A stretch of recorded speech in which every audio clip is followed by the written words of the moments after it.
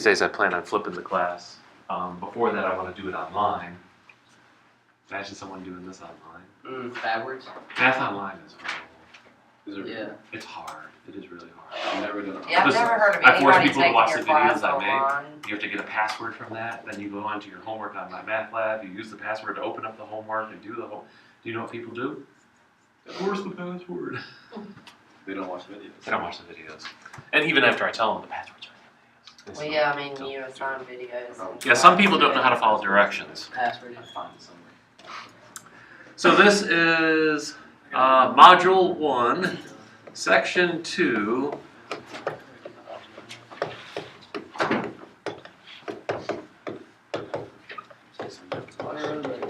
The logarithmic function.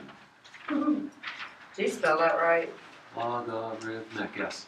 Okay. It's very phonic, which helps me spell things, because I'm a horrible speller. I know, that's why I asked. When they do become non-phonic, I have a heck of a time. All right, so there's a couple different ways I could start this lesson.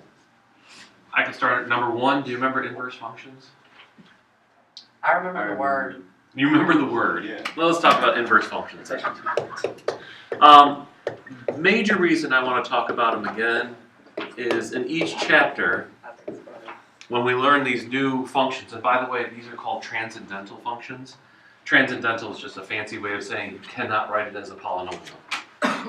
It's just a fancy way of saying that. So these are transcendental functions, and every time we have a transcendental function, you have to find its inverse. So knowing what an inverse is and how to work with them makes life a little bit easier. So basically an inverse, f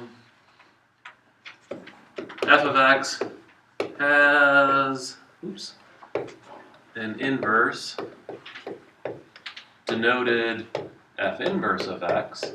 Here the -1 is really read as an inverse rather than -1 exponent. So that's f inverse of x. If and only if, I did not misspell it, IFF is a shortened abbreviation of if and only if. Didn't know that. F of x is Wait, what'd you say? 1 to 1. If and only if. Why? Oh, do you really want me to teach you everything? If and only if, I guess you don't learn a lot of logic in your life. You've seen things that say things like, I wait to meet people like you to learn. if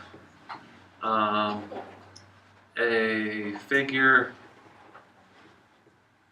is a square, then it is a rectangle. True or false? True. True. Absolutely true. What makes a rectangle? 4 sides, 4 right angles. What makes a square? 4 sides, 4 right angles, but of equal length. All the sides are equal. So another definition of a square is it's a rectangle whose sides are all equal. All right, so this is what's called a conditional. It goes from left to right, and that's the only direction it goes. If I turn it around, and I'm not going to write it because it takes too long, if I turn it around, if a figure is a rectangle, then it is a square. Is that true? False. That's false. So some conditionals, you cannot reverse their order. Does that make sense? When I say the word if and only if, you can take the whole thing and reverse it. So when I say f of x has an inverse, if and only if it is 1 and 1, if a function is 1 to 1, it has a inverse. If it has an inverse, it's definitely 1 to 1. So it's interchangeable. Okay. So that's what it means to be if and only if. It allows you to take an if-then statement and flip its order. Quick little lesson on logic. All right, so what the heck does it mean to be 1 to 1? Yes, that's something you should have learned in 171, 161, someplace back in the past. 1 to 1 function? If both sides are equal. Something is equal, yeah. Like x minus 2 equals x minus 2. Well, how about this? Let's back up a little bit further. What makes a function a function? Everybody forgot the definition of what a function is. Further back. Function. Easy language. For every domain, there is only one range value. What variable is usually domain? X. Yay! Got one answer out of all of the ones I've asked. What is usually range? Y. Y. So basically, for every x, there is only one y. Makes a function. What makes a one-to-one function is for every x, there's one y, and for every y, there's only one x. It's another way of phrasing that is, for every domain value, there is a unique range value. A unique range value. So for every x, there's one y. For every y, there is one x. So when we talk about inverse functions, let's say we have a set of points.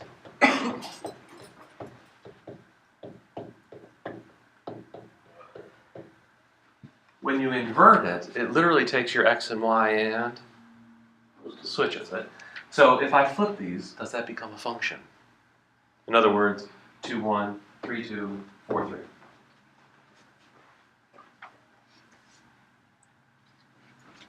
So if this is f, and I invert it and change it into f inverse, the set would become 2, 1, 2, 3, 2, and 3, 4.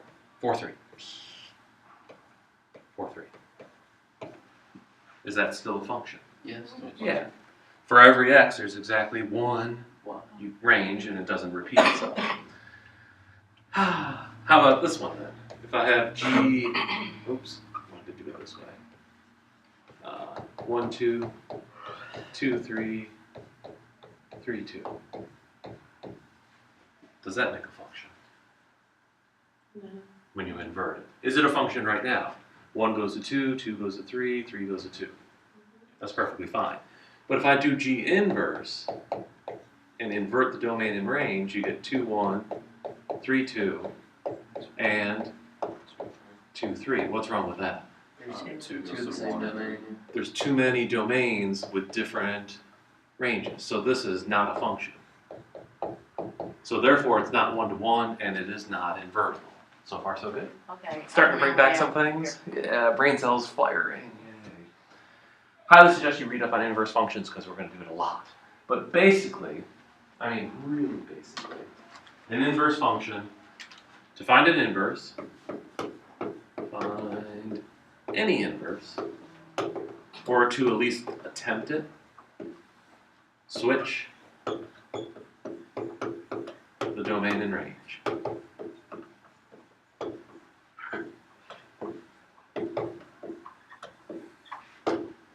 Or switch the x's and y's. Wherever you see an x, put a y. Wherever you see a y, put an x. And that'll find its inverse function. Oh, this pre-lesson stuff. This is what kills me. I have to slow down over the stuff you should know already. Yep. All right. So let's go back to graphing an exponential function for a second. And one we haven't done yet, so it'll be at least somewhat new. Let's say, for instance, I want to graph f of x equals e to the x. F of x equals e to the x. Do you remember how to graph it? Possibly? I hope so. So, here we go. What are the two main features of an exponential function's graph?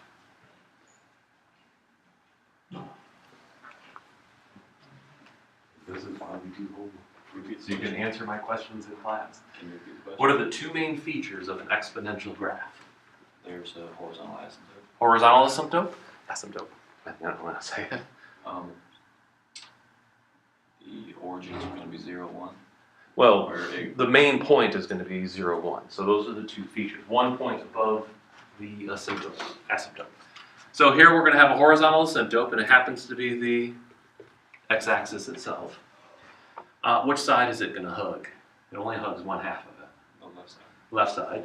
And it goes through 1 point above it, so it goes through this point here, 0, 1.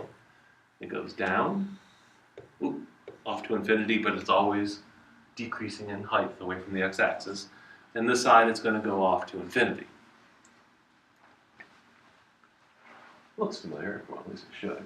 What's the domain of this graph? It's all reals. All real numbers, negative infinity to positive infinity. Range, It's from 0 to infinity. including 0 or not? not. So we're going to put parentheses 0 to infinity.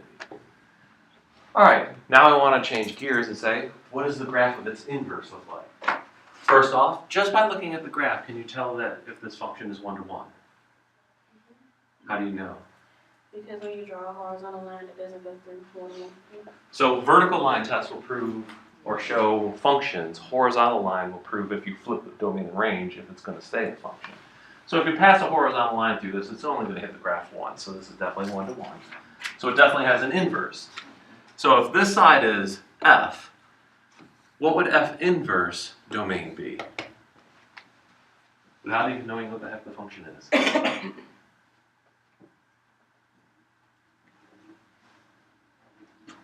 Infinity to negative infinity.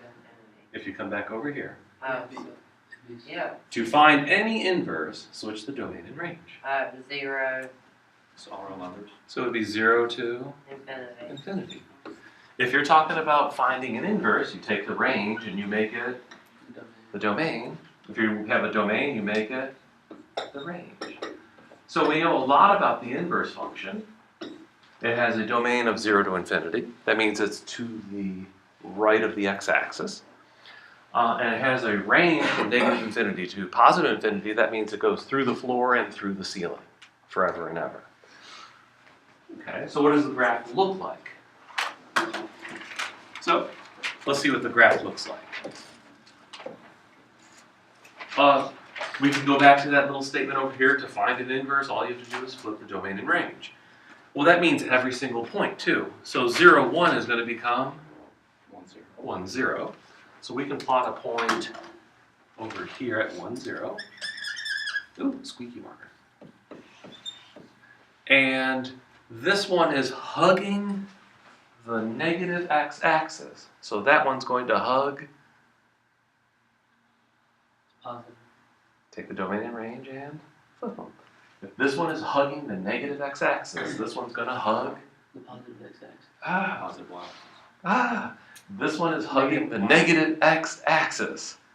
Instead of negative y. Negative y-axis. It's just going to flip. So like for instance, this point here, if we're going to look at it, maybe it would be like negative 3, 1/8. That area. So then over here it would become 1/8, negative 3. So it's going to hug the y-axis. So the vertical line now becomes an asymptote on that side. After it hits this point, where is it going to go? Well, this one shot up exponentially. So if you reverse the order of that, instead of shooting up exponentially, it's going to grow rather slowly. So instead of going fast, now it's going to go slow, and everything reverses. Also, you could plot some points. Like if you chose this one here, say 2, maybe that would be 4, 3, that would be like 8. Over here you'd go 8 would be 4, and 4 would be 2, weird things like that. So it would grow rather slowly. So another way of looking at this is the green graph gets reflected into that position over the line y equals x. So that's graphing the inverse. Huh? Oh, So if you take this green graph and float it over that line y equals x, you get the red graph. it flips over the Well, it flips over the x and the y at the same time. So it's easier just to flip it over y equals x. So this is f inverse of x. Now remember when we were graphing the exponentials, nobody had a problem with graphing the exponential? The problem isn't graphing exponential, it's knowing which shape it is, because now they look really simple, and that's the danger. All right, so I know a little bit about the graph. I know its domain and range. I know what the graph looks like of this inverse. So the only thing I don't know is what to call it.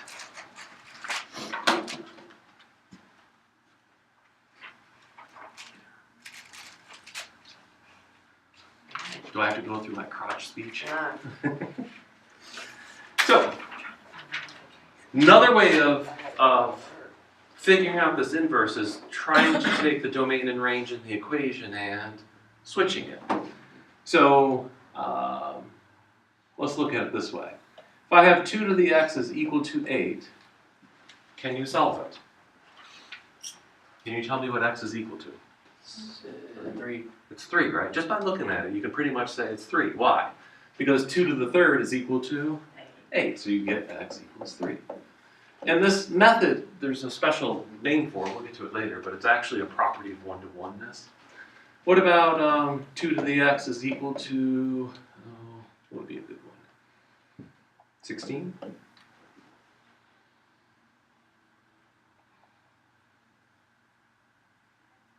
X would equal 4. Double the 8 one more time, the power would go up by 1. All right, so those are two easy ones. But what about 2 to the x equals 10? What does x equal? Exactly. It's a square root number.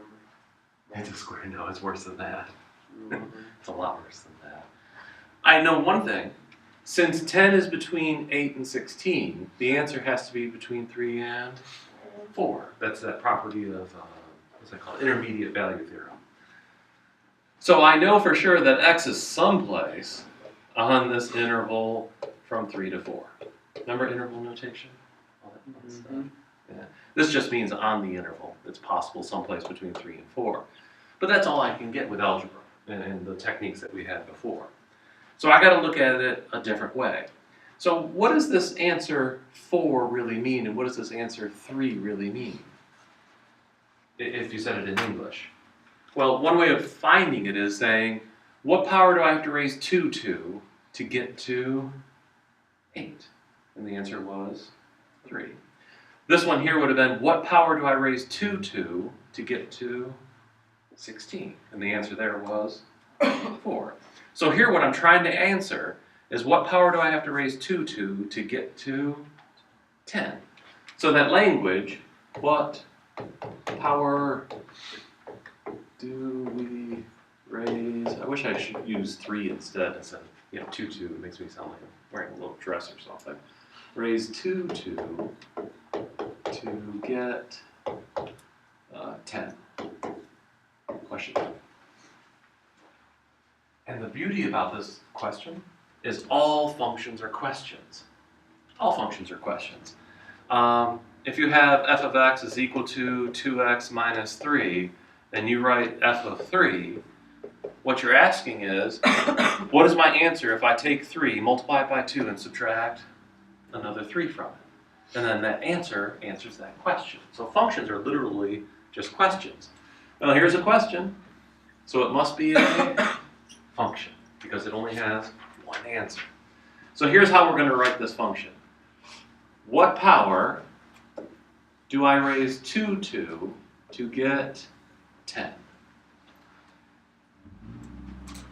It was just randomly chosen. Who knows why they chose it? LOG. Of course, it means logarithm. It means logarithm. But what they've done is just written a symbol that represents that entire question.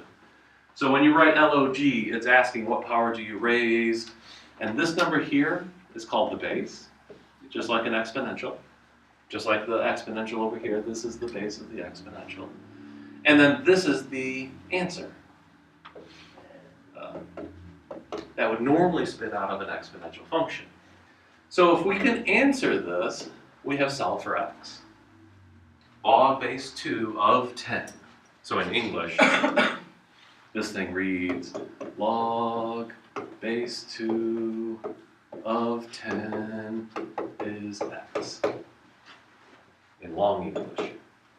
And you have to get used to writing it this way. What is the most important number on the board so far? To the right of that little squiggly. What is the most important number you see? 2. So your focus should always be your base.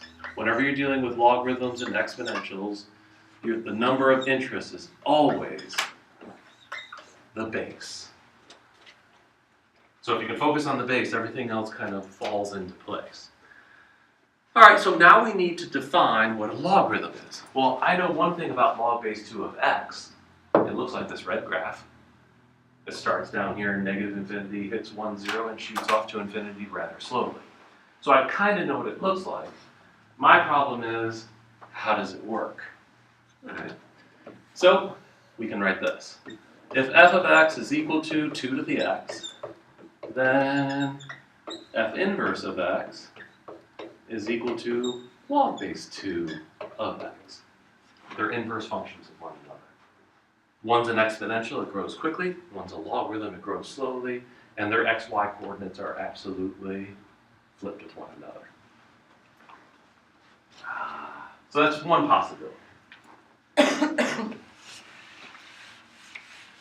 We'll come back to the inverse function thing in a sec. But sometimes it's easier to work what I call math magic on them.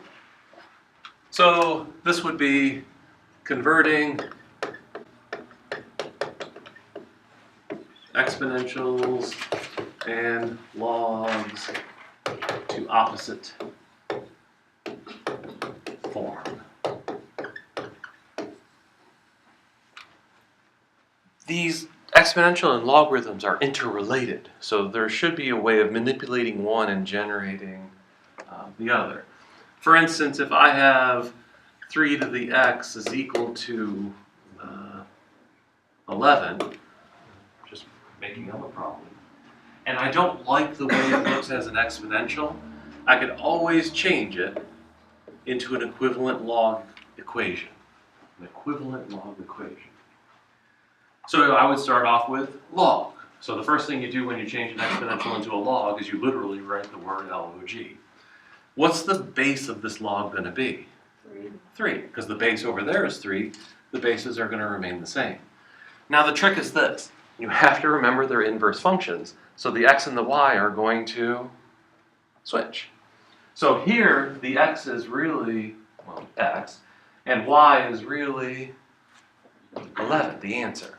So I'm going to take the positions and the sides of the equation and actually flip them.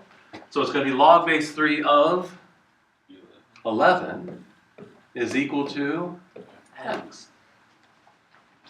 Now if you did this in high school, you might have had a teacher that taught you loggy froggy. Have you ever heard that? I remember that. Yeah, don't do it that way. It gives you a pattern, but it doesn't give you an explanation. So you're doing it, but you have no clue why. I hate doing things like that. What if you have a to the x plus 1 is equal to z? Let's just throw a bunch of letters up there. What does that look like as a logarithm? Log x plus Log. a Base a, so you write it small and low. Don't write it too big on the Z. side.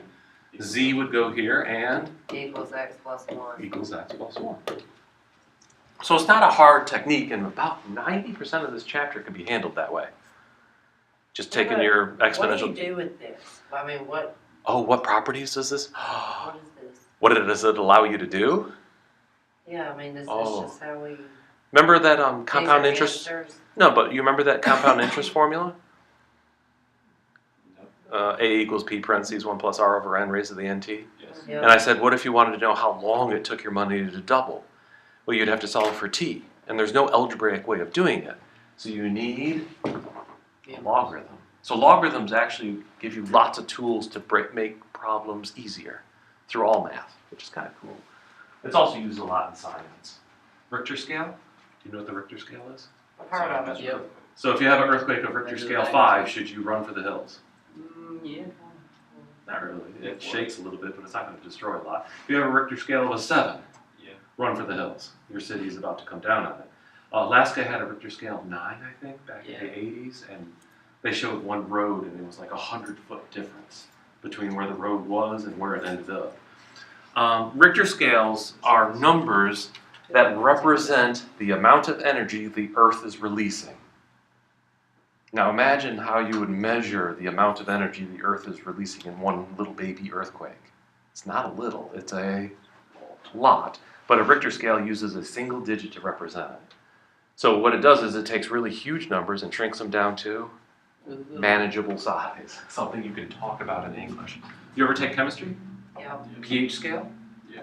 pH scale is how many ions are in a liquid, positive ions or negative ions. But those ions are really, really tiny. So logarithms allow you to talk about the small values of ions as a larger number.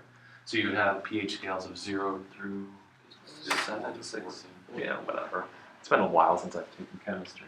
But I still remember pH a little bit. So it goes positive for base and negative for acid. I always forget which way it goes. Below through- seven one through- Below is- 7 is acid. Yeah, above 7 is neutral. I thought there was a positive negative. Nope. No, Oh, I think okay. it's 1 through 14. Ah, well, like I said, chemistry, way back in 1985, 1985, before you were born. Great, thank you. I don't even think I was talking about it yet. Sad. All right, we can also go the other way. If we have 14 equals log base 3 of x, 14 equals log base 3 of x. So you're gonna go the opposite way with this. So you start with It's gonna be 3, the base, 14 to the 14th power, Is equal equals to x. x.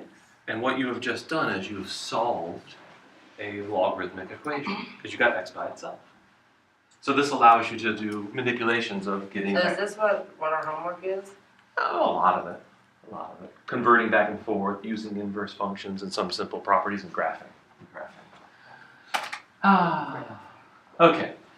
So hopefully you'll be able to do that. We're going to do that a lot, converting back and forth between logarithms and exponentials. It does allow you to solve. I mean, literally, we solved this equation up here, which is awesome, except for one problem. Does your calculator know what to do with that? What No. calculator? Oh, dear God. The calculator you're going to get soon, along with the textbook. All right, so this one, there is a way of doing it on a calculator, but there's no direct buttons. Can I do this one on a calculator? Yeah. 3 to the 14th. Yeah. Yeah, that's easy. So we solved this one and we can type it in a calculator. So the problem is going to be, what does this mean as an answer? How do we find it? So that's probably the rest of the lesson is, what is that? So let's start with something simple. If I have, a couple really important things. There's something called the common log and the natural log. Log? Oh, L-O-G. I thought you were saying log. Log. As in the thing you see in the ground. Sit on a log. Log protection. Now the common log is this. Log base 10 of x. It's called common because the place value system of our numeric system is 10. We have 10 fingers, we have 10 toes, all that fun stuff. So since we don't want to keep writing 10 over and over again, this just gets broken down to logx. So if you see log without a base, log without a base, the base is automatically 10. It won't be written, so you might want to write it in on your notes so when you're converting, it makes more sense. So if we were going to try to convert, what the?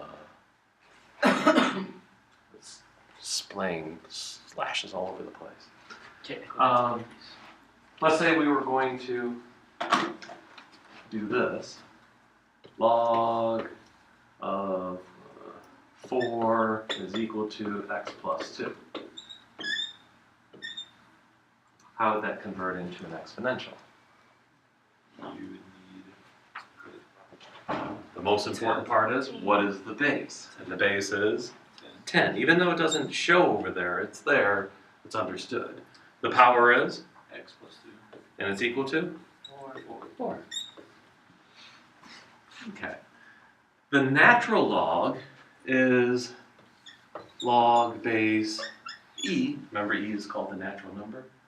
So this is called the natural log. Log base e of x, it's going to get represented by ln of x. So if you see ln of x, it's got a natural base of e. So if I have e to the x is equal to y, and I want to convert that into a logarithm, what would you write? If e to the x is equal to y, what's the first thing I write on the other side? E. E's already written over there. Ln. ln of I'm going to guess y. y Oh, is equal to sorry. X. x. Remember that domain and range are always going to right. flip. Now, if you went the long way and said log base e of y is equal to x, don't leave log base e. It has to be written as ln. Now, ln and log are on your calculators. So you can use ln and log with your calculators. It'll give you answers.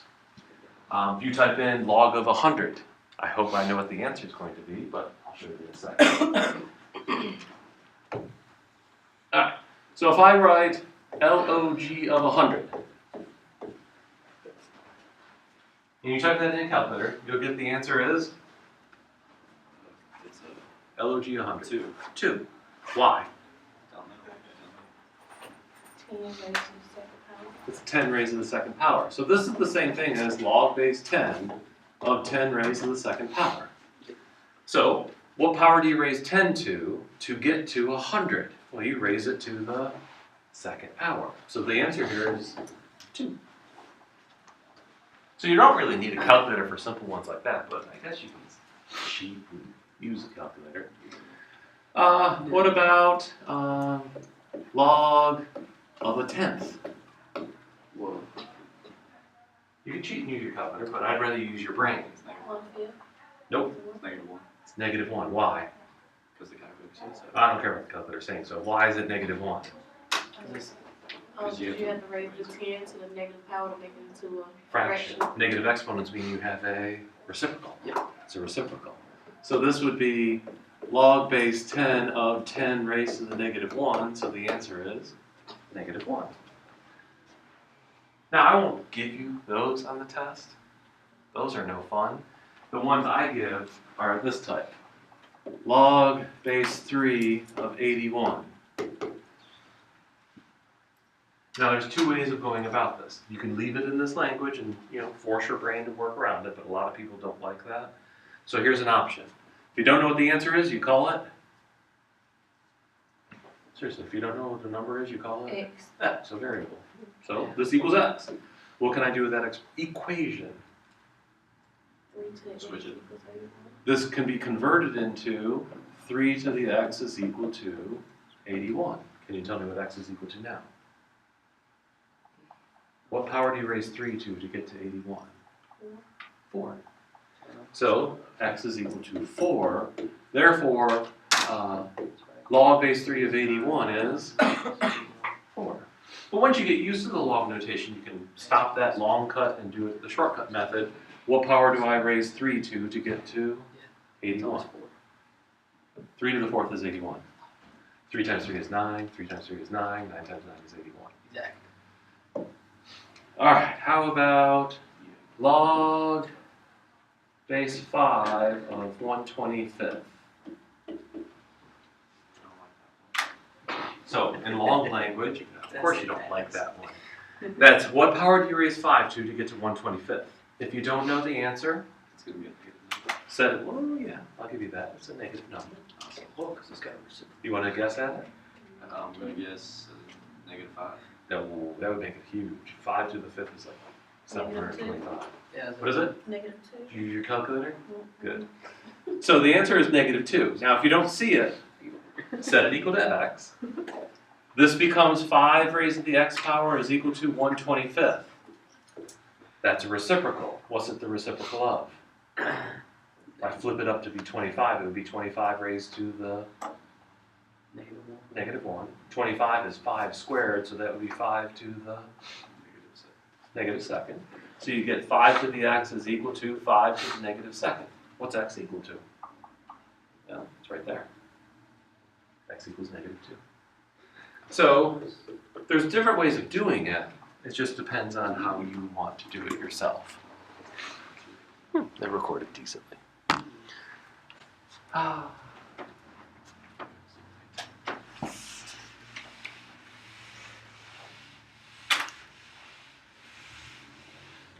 Now, out of this section, the graphing is not the most super important thing except for the domain and range. If you know what the domain and range are, logarithms are kind of easy. Exponentials, it doesn't seem to be as much of a problem as it is for logarithms. For instance, if I asked you to do this,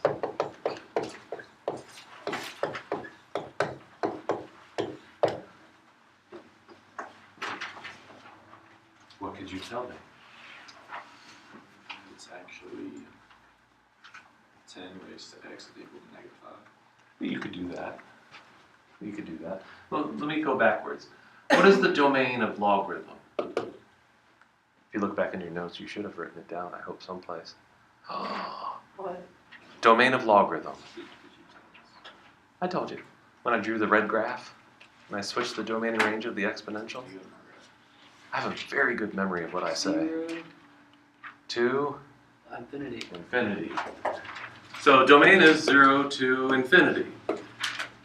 In this expression, where's the domain? Domain for x. So What's my x in this case? question -5. -5. Is -5 part of this domain? No. No. What? So this thing means absolutely Yeah. nothing. I can't even solve it. -5 is not in the domain No solution. of log. No solution would be the best way to say it. NS. N dot S. N dot S dot.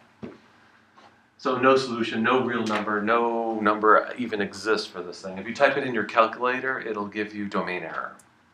Yeah. If you type in log -5, make sure you use negative, not minus. It'll give you domain error. So when we talk about graphing,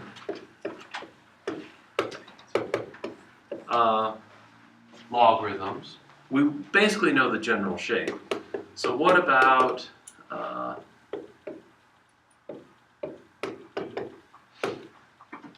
this one? Now remember, the general graph of a logarithm hugs the negative y-axis, hits this point, 1, 0, and then grows rather slowly after that point. So what happens to the base graph when I do log of x minus 3? I should be really careful with my phrasing. The log of the quantity x minus 3. What does the x minus 3 do? That's what brings it down 3. Moves it to the right or to left or up or down? So down. No one remembers transformations. Inside goes left and right, outside goes up and down. This is inside, so it goes left or right. When it's negative, it goes to the right. If it was positive, it would go to the left. So it's kind of opposite of what you would think. So this graph is going to move 3 units to the right. So this is x equals 3. So the point of interest used to be 1 unit to the right of the origin. So the point of interest here is going to be 1 unit to the right of x equals 3. So what coordinate would that be? If x is equal to 3 and I move 1 more unit to the right, where are we? 4.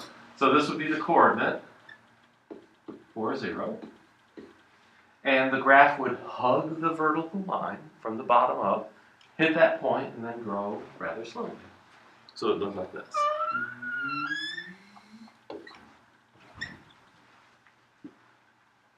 What's the domain of that graph? 0 to infinity. Nope. Wait. 0, 4. Nope. The domain. It goes Domain. What x Four. values were Goes pluggable into from the 3 to infinity. 3 to infinity? Yeah, Because right. remember, I moved my Right, domain yeah, 3 right. units to the right. All right.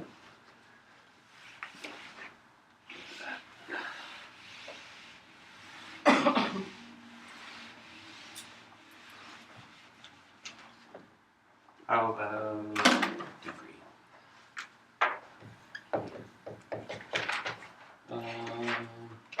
G of x is equal to negative, well, hold on, scribble that out. 2 minus log base 2 of x. So how many things are going on with this graph? This one, only one thing was going on. It was move 3 units to the right. How many things are going on with that graph? 1, 2, 3, none? My dead fish class. It's Monday. And I don't care. Well, if you look at it, that's the base, right? Log base 2 of x. So what has happened to the log base 2 of x? Became a negative. Became a negative, so that's one thing that changed. I didn't have 2. And then I have that 2 sitting in front of it, so that's 2 things that are going on. So what are the two things that are going on? What does a negative do to a function? Flips it, Which way? across the x-axis. Across the x-axis or across the y-axis? Across the y-axis, it should be. Think about that for a second. It's the x-axis. Right? X-axis. Let's say this was a positive number to begin with. If you multiply a positive by a negative, it becomes... oh, wait a minute. Brain fart. Yeah, that's right. So this is a y value, and you're changing the y value from positive to negative. So if it was above the x-axis, now it's below, and vice versa. Yeah. Now to flip it over a y-axis, you actually have to take this x on the inside and change it to a negative. So if it was log of negative x, which is really weird, we'll never do that. But it is possible. So this flips it flip over x-axis. What's the 2 do? It shrinks or. Nope. That if it was multiplied by 2. But we'll never graph those. Those are the pointless for logarithms cases. So what's the 2 Would do? go up to. Takes the entire graph and shifts it up 2 units. Shift up 2 units. Alright. So if I graph this, How do you know which one you do first? if you're going to do this purely as a transformation, flips have to happen first. But the way I do it, it doesn't matter about the order. You'll see in a second. What I do is I shift it up 2 units. So up 2 units would be here. This would be y equals 2. And I relate my graph to that dotted line, not the original one. If you relate it to the transformation, this is what's called a transformed axis. I took the x-axis and shifted it up 2 units. If I graph everything on that dotted line, I don't have to worry about order. If you go back to the blue line, then you have to worry about order. Does that make sense in a weird way? I'll do it both ways. I'll show you both ways, but not drawing. But I'll mentally go through the steps of what would happen. All right, so where is my asymptote? Is it the dotted line? It's still.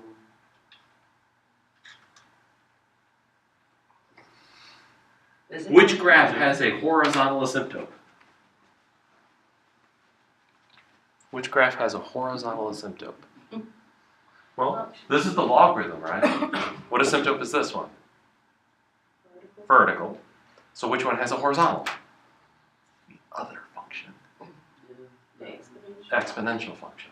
So if we're going to draw it as a horizontal asymptote, we'd be drawing an exponential function. We want a vertical asymptote. So where's the vertical asymptote? X, or on the y-axis. On the y-axis itself. So this graph is still crawling up the negative y-axis. Where does it hit the green dotted line? Doesn't hit it. It has to hit it. It hits the, oh no, it doesn't hit it. All right, shh, quiet. Where does it hit? Well, No, don't even try to correct yourself. it does hit the dotted line. Yeah, it does. It doesn't hit the vertical one. You got me confused. Thanks a lot. It doesn't hit the vertical one. But the vertical one is here. So it's not going to touch the y-axis. But as it comes up from negative infinity to positive infinity, it's going to go through it. Where is it going to go through it? That point. What point? 2, is it 0, 2? 0, 2? So right here? No, No, no, no, because no, that means no, there's no no, y-axis. 2, 0, sorry. 2, 0 down here? They won't be touching the dotted line 2, 2. Stop guessing. What is the main property of a logarithm? I'm confused because I thought it doesn't go through the No. dotted line. The dotted line is not an asymptote. It's the axis. It's the axis moved up 2 units. That's all it is. It's the axis moved up 2 units. Okay. But we're still hugging the, like this one here, we're still hugging the negative shifted axis. But we hit it there. Well, where is there? How far is it from the dotted line here? 1 unit. Exponentials and logarithms are always 1 unit away from the horizontal and or vertical asymptote. So if I come here and this is my vertical asymptote, So it should be 2, 0, and 2. it's going to be 1, 2, right here. What? 1 away from the vertical asymptote, too high because we took the whole graph and shoved it up 2 units. Okay. So it's going to hug. It's going to have noise. And then slowly grow. You get a graph that looks like that. But both exponential and logarithms are always 1 unit away from the horizontal or vertical asymptote. Don't you have to flip it over the x-axis? Dang it! I knew I forgot something. I was so focused on where it was going.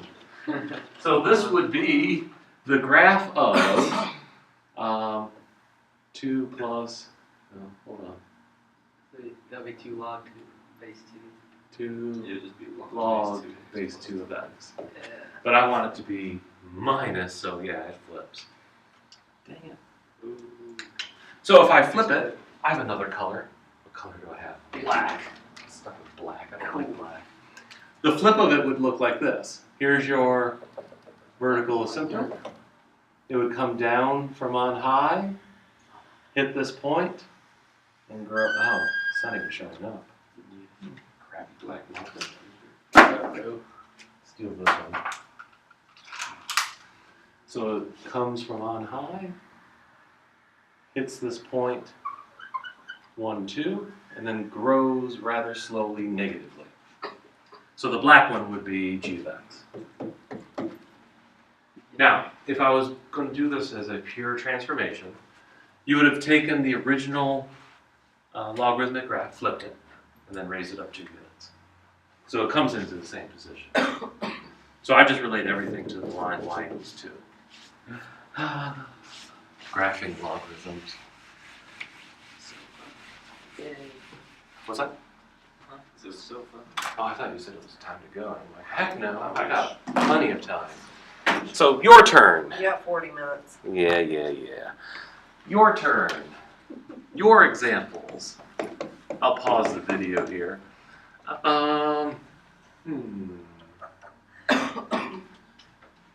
41.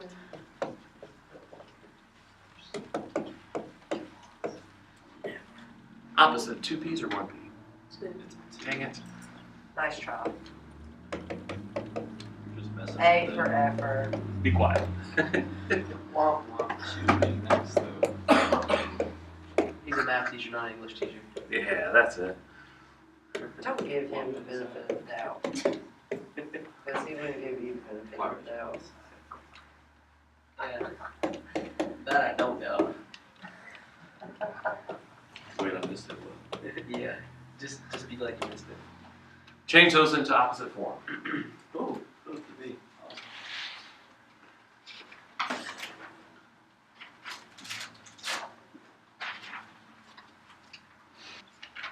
So this one, if you change it into a logarithm, oh, this red marker's dying too. There's no red Like ones. that, right? So this would be log, is the first thing you write down. The base is 3 of Z. z is equal to X minus 2. x minus 2.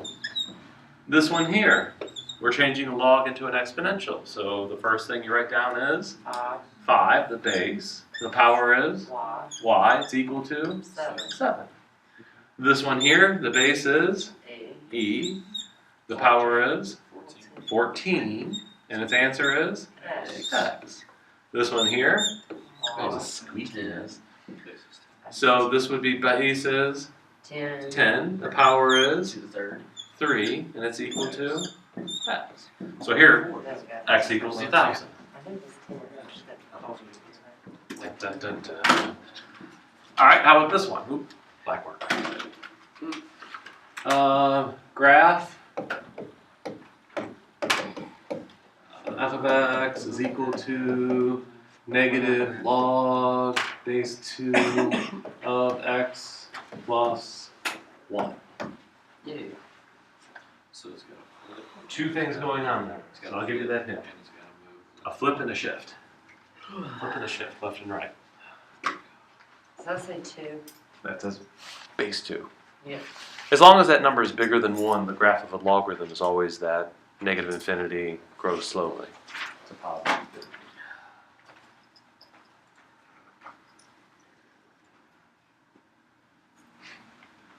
I don't think I understand how to do those. Oh, the graphing? I picked that up. Yeah, you're. probably got your brain stuck on exponential graphs and you're trying to do two things at once. There's only two focuses here. Does it have a horizontal or vertical asymptote, and where does it cross? Yeah, pretty much. Is it vertical? It's a vertical asymptote. Vertical. Now, highly suggest where I made my mistake. I highly suggest you figure out which side the vertical asymptote is, top And the or plus- bottom. And the inside plus one would mean to the left one, right? Uh-huh. But I highly suggest when you figure out that vertical asymptote, is it the top half or the bottom half? Again, it's not both of them. It's one or the other. Wait, what? When you're talking about the vertical asymptote being the y-axis, well, it's not the y-axis in this case, but it's a vertical asymptote. Is it the top half or the bottom half that the graph approaches? It would be the top It would be the top half because of that negative. I'm still confused. Well, I know you are. So at least you know it goes one to the left. I do know that, and I know it's vertical, I did say that. Now the graph before had a dotted line, but it was horizontal. It had nothing to do with being an asymptote. It was just showing the x-axis moving up. Right, which is. This what one confused me. is an asymptote.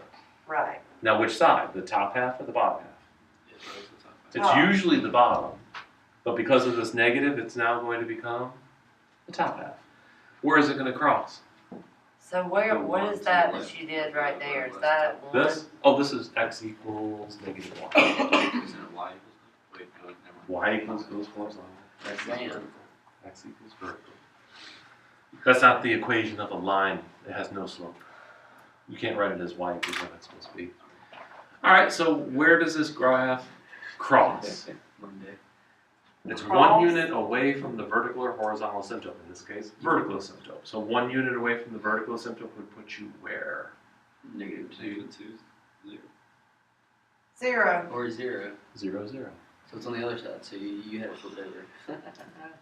The negative only flips it over the x-axis, not over the Yeah. dotted line. So this graph is coming down, hits this point, and Alright, slowly rises. one more time. One more time. How'd you come up with 0, 0? When you're dealing with logarithms and exponentials, it's always 1 unit away from the horizontal or vertical asymptote. Okay, yep. So here's your vertical asymptote. We didn't move this thing up and down, so it's going to move 1 unit to the right. Well, 1 unit away from x equals negative 1 is 0. Right. Yeah. Why did it move to the right instead of the left? And it's a x plus 1. You mean go this way? Mhm. Which spot though? Well, if it's x plus 1, inside is always opposite direction. If it was x minus 1, it would move to the right. If it's x plus 1, it's going to move to the Left. left. The graph is not reflecting over that line. Oh, okay. The graph is staying where it was, it's just being moved Oh, okay, around. okay, I get it. Does that make sense? Mhm. Now, to move it on the opposite side of this dotted line, I have to have a negative x plus 1, Okay. or something weird like that. I generally wouldn't do that, because that's just weird. Alright, how about this one? Oh, how could I make it worse? Please don't, because I'm still trying to catch on to this. G of x equals 2 minus log base 3 of x minus 1. Try to keep the numbers small. So, 3 things going It's got 3 things going on, so you gotta be really careful. So it's a flip, an up 2, and a Easy party. right 1. So it shifts up to units. Flip it. Right Up 2 units. So I highly suggest you do this first. This is y equals 2. Then it flips over the x-axis. I wouldn't worry about that until I get the other one. What's the one do? Right 1. To the right one. Now these green dotted lines that I've drawn in, you can think of them as the brand new axes. In other words, ignore the black ones completely and just work on the green ones. So this is x equals negative 1. So what point does the graph go through? Okay, but wouldn't it be Why positive did ones? it go? Wouldn't it be? shh. Alright. Hold on. Wonder how far back I can go with this thing. Undo.